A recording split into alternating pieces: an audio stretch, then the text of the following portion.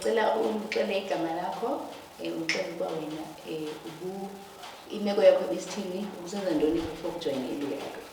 Okay, Nkosi. Igama lami ndingu-Ayanda Lukulwana, ngingowalapha eMcewula.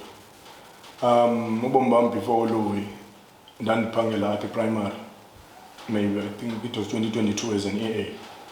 Then ngikwahamba yaphela i-contract. Then ke ngoku I applied for IAC as i-official yakhona.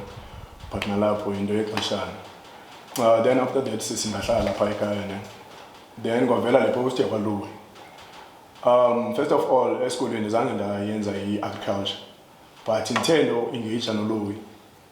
Nditshintshe ingqondo ngelinye uhlobo. Because kwaLouis like ndifundiswe into ezininzi because sebesenza plant production. Umzekelo apha elalini in general bingabantu abathanda ukulima. But ke ngoku yonke loo nto ya-affectwa indaba yoba amanzi besisawasokola. But coming to uLouis, ngoku ndiyakwazi uzidevelopela ezam inantsika izithole from imbewu to izithole. Which is ke ngoku loo nto izondinceda uba ndiminimize ii-cost zoba mhlawumbi ndiyothenga izithole kunokuba ndivele ndiyothenga imbewu ndizenzele izithole. And nam ke loo nto ndingayisebenzisa into my advantage uba ndithengisele nabanye abantu aba-around mna. Coming to kwinto ye-marketing, apha kwaLouis last year besilimile. Besinezipinatshi, ibhitruthi nee-green peppers.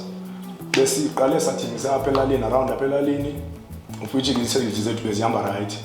Then baxabe ngoku idemand yenyuka.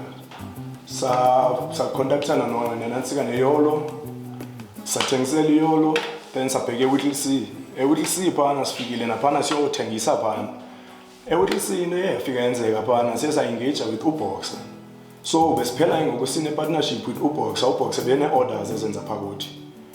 Ndicinga uba after iprogram yakwaLouis, I can strongly say nam ndinayo ngoku interest kwinto ze-agriculture, even more than i-plant production. Ndiyabulela. Okay, khawusixele ubana njengoba ufunde ezinto ezifana ne-marketing nento yokubana unazo ne-income stream ozicingayo ze-seedlings nentoni. What is the thing you're most likely to do with the skills you've learned here at Louis Agri when you're done? Okay, Nkosi. Izinto esinozenza like as uba ofacilitator bethu besihlala besifundisa. I think mhlawumbi into efana ne-co-op will do. Umzekelo baninzi abantu abatsha abangaphangeliyo. But to minimize unemployment, I think into yokwenza i-co-op silime. But into yamanzi apha is an ongoing process ngoku. But I think basobe khona amanzi loo nto it can be possible uba yenzeke. Then siyazi uba ngoku nathi bumeant ube sihlale sitsho ukuthi uba anganazo ii-contacts zokuba akwazi uba ezi ndawo sibesebenzisana nazo uBoxer noYolo, umntu kayelimile angakwazi uba aqhubekeke azithengisela yena ngokunokwakhe. Ingaba ukuparticipate kwenu kule program kuyitshintshile imeko yalapha kule community eseMcewula, ingakumbi kwinto ye-food security ne-economic development?